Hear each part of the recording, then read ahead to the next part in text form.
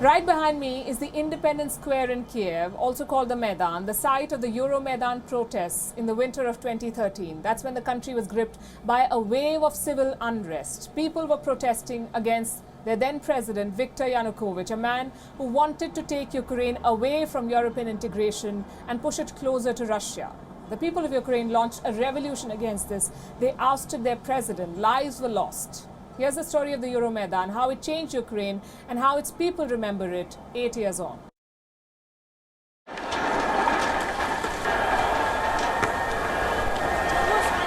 This was the moment that triggered the breakup of Ukraine.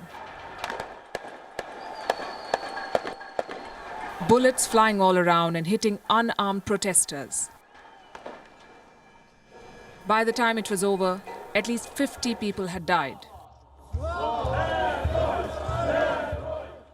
8 years have passed and the boards around me keep the memories of those deadly times alive. I'm at the center of Kyiv's Maidan Square, the site of the Euromaidan protests, and look around me, there are boards everywhere and they tell the stories of those protests. They tell the stories of the revolution of dignity and how Ukrainians suffered during the Euromaidan protests. There were snipers in all of these buildings surrounding the Maidan and protesters were fired upon, lives were lost.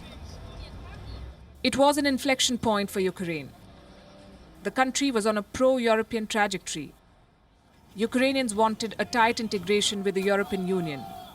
But suddenly, the planned agreement was scuttled. The pro-Russian president of Ukraine, Viktor Yanukovych, backed out of the EU Eastern Partnership program at the last moment. The citizens of Ukraine were up in arms. The Euromaidan protests led to his ouster. The Ukrainian government was overthrown. Yanukovych fled to Russia. This was in February 2014. 1 week later, Russian President Vladimir Putin ordered an invasion of Crimea. It was a major loss for Ukraine. A part of their territory was taken away by force, the Crimean Peninsula. And close to the center of this Maidan are pictures of those who were killed during the Revolution of Dignity. The Russians orchestrated a referendum. Armed men oversaw a vote where 97% of the people of Crimea supported a so-called reunification with Russia. There were no international observers. The West rubbished the referendum, imposed sanctions on Russia, and threw it out of the G8. But for Ukraine, the problem was not over. Russian-backed separatists in the Donbas region demanded independence from Ukraine. The war in Donbas has claimed more than 14,000 lives since 2014. And negotiations over Donbas, mediated by the Europeans, collapsed last year. The message from Moscow is clear. Kyiv joining the NATO is a red line for them.